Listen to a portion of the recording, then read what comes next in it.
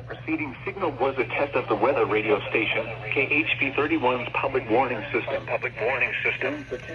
During potentially dangerous weather situations, specially built receivers can be automatically activated by the signal to warn of the impending hazard. Tests of the signal And receive are normally conducted between the hours of 11 to noon each Wednesday.